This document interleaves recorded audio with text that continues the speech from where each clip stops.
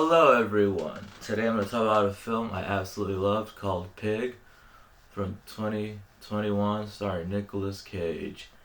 Now, you look at this trailer, it starts off with Nick Cage being beat up in his shack, having his pig stolen, and if you think this is going to be a John Wick ripoff starring Nick Cage going crazy, you are dead wrong. Like, dead wrong. And I'm so happy I was dead wrong. Because I was kind of hoping it was going to be like a Mandy type situation, like a Nick Cage goes insane, like revenge movie like Mandy, where he gets revenge to avenge someone he cares about being killed, and has a literal fucking silver axe, and he butchers so many people. He butchers an entire cult for killing a loved one. That's Mandy, but this is Pig, and Pig is a more subdued movie, based completely on Nick Cage's performance, which I love the fact that he had to go completely broke from being a Hollywood star. Now he stars in literally everything, but now he's being able to star in more independent pictures, which he can also co-produce. He's a big name to this day. Nicolas Cage, people remember, oh, that guy from Leaving Las Vegas. He won an Oscar in the 90s. He was in big movies like National Treasure, Ghost Rider. Apparently that was a big movie. It was a Marvel movie, whatever. Pre-MCU though. Although, he did appear in a Marvel movie post-MCU in 2011, Ghost Rider, Spirit of Vengeance, which I think is actually not that bad. It's directed by one of the guys who did Crank, or I think both of them actually. I don't know.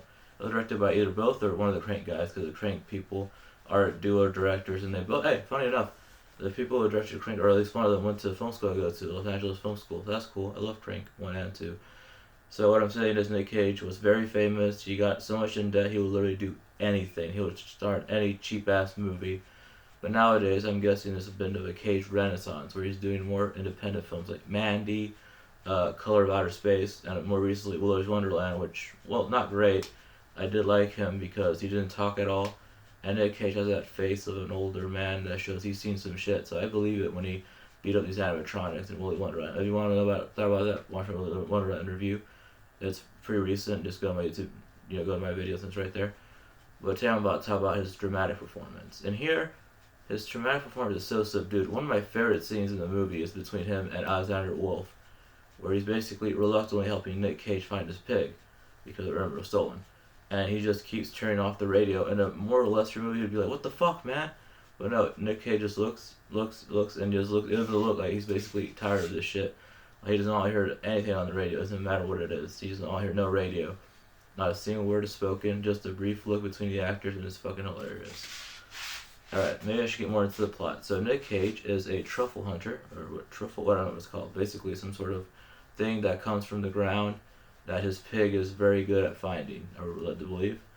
And that's his prized position is his pig. He lives by himself. He's basically a hermit in a shack outside of Portland. And we find out later there's a reason he left. He was actually a very important person in Portland, but decided to leave on his own merits and live by himself in a shack. And there's only accompaniment as a pig. And he's doing business with Alex Wolff's character named Amir, I believe that's Amir. And his business is he gives him his basically what a farmer does. Like, he gives him the fruits of his labor, gets money. And what's so cool about this is back in the day, farmers had to ride into town in the day and come back probably by nighttime, sell their wares and go home and hopefully make money. And this is like, I'm assuming it's based in 2020 time when it was shot in 2019. Amir rides a Camaro, comes in, takes the product, goes to sell it, and he gets money. Until one night, some tweakers, is how they're credited in the movie, tweaker and tweakerette, meaning a female and male person who is obviously under influence of drugs, and probably did the deed of stealing the pig because they were drugged out and needed drug money. And they steal the pig, they beat up Nick Cage. There's really no violence in this movie other than Nick Cage being beat up like once or twice, so he's pretty much bloody and bruised for the whole movie.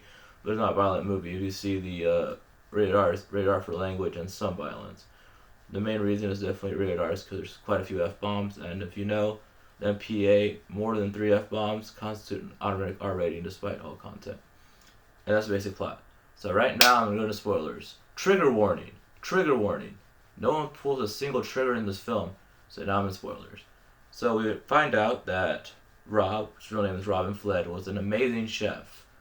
And we find out that Amir's family was very broken, and the only time they were ever happy, really, was after eating an amazing meal at a restaurant, which we find out Robin actually was a chef at. It was very important later. Basically, it's a movie about self-discovery, finding purpose, and I love how he admits he didn't even need the pig to find those things that he sold to Amir. He said the trees tell you exactly where they are, and then Amir's like, well, why the fuck are you looking for this fucking pig? He's like pissed off because he does trust. It's very slowly that Nicolas Cage character trusts Alex Wolff's character Amir. Basically, at first he's just his ride, but they become friends by the end of the film. And he says, why the fuck have I been going around for this pig? And he simply just says, I love her. Like, he loved the pig. That pig was his only semblance of a connection with somebody. Because his wife died, as you find out. Amir sees her grave. But it turns out Amir was kind of lying, or not really. Basically, Amir said later in the movie that his mom killed himself and his dad is still very much alive because he's resilient. And he kind of hates that fact. Him and his dad don't get along. But it turns out, later in the movie, you see him like at a hospital talking to his mom, who's very much a vegetable at this point. Because you can tell by the fact that the nurse goes in and says, hey, I was about to change her bedpan, meaning she can't even go to use the bathroom. She needs a nurse to do it for her. She want to come talk to her, meaning she might be in some sort of state where she can hear people, but she can't respond, and she can't do normal functions. So she's maybe alive. So maybe she tried to kill herself, and it didn't work out. So I think Amir just left the fact she killed herself. And I think the sad thing is Amir probably thinks it would have been better if she died, and is not a little vegetable, and in pain all day, having to use the restroom in her own bed, like stuff like that is a lot sadder than passing away, and it probably eat itself inside. Well, that's pretty much it. Turns out Amir's father's the one who got the pig stolen. Amir knew this, but never told Nicolas Cage because he thought it was going to ruin their partnership. He kind of does, but they reconcile later. Basically, Nicolas sees that Amir's father does not respect him at all, so he thinks, yeah, he really didn't know that his father stole that pig. He didn't even know they knew each other. Basically, the main bad guy is Amir's father, who wants to have an iron fist on the pig trading, whatever. Basically, the restaurant he's trying to sell is going to have a pig menu in the winter. And he thought, well, wouldn't it be kind of funny or kind of like revenge, showing how big my dick is, if I steal Nicolas Cage, who was an amazing chef at one point, who was like Taco the Town's pig and fucking chopped it up and sold it. That's really the whole thing. And then when Nicolas Cage approaches him and says, give me back my fucking pig, he says, if you ever come back here, I will chop that pig up into bacon and kill it. Get another pig. He goes out. Basically, this all I'm trying to say. Seriously, the climax of this film is someone eating dinner. And I love this scene where Nicolas Cage is cooking because he actually learned how to cook pretty well for this film. Basically, like character study. And he cooks so well and looks so happy. He makes Amir's father the meal he made him and his mother, who was in a coma at this time. Because he says, I remember every meal and every customer and every person he served. So that meal makes Amir's father break down into tears.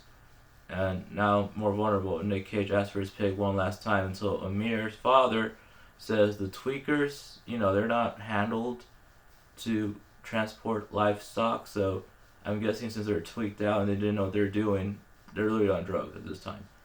It's been apparent. Like I said, they're credited as tweakers. They mishandled the pig so bad that the pig died of shock and trauma. And the part, if I'm about to tear up just thinking about it, okay, sorry.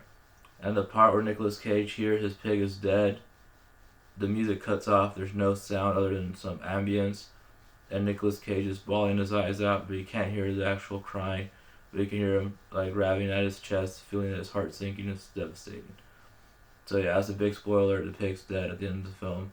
But basically, he rekindles his friendship with Amir, who at first just turned out of his ride, but ended the film as his friend, and he told him, hey, I'll see you next week for the truffles, which he's kind of surprised. So they resume their partnership. He's still gonna look for the things that make him money because, like he said, he didn't need the pig. The pig was there for accompaniment and it helped him. In the end scene, he goes back to bed, listening to a tape his wife made him, and now he's content. And that's really the film. Amazing drama starring Nicolas Cage, who shows he's still a dramatic actor. And if you like the film, comment below, and I'll see you guys next time.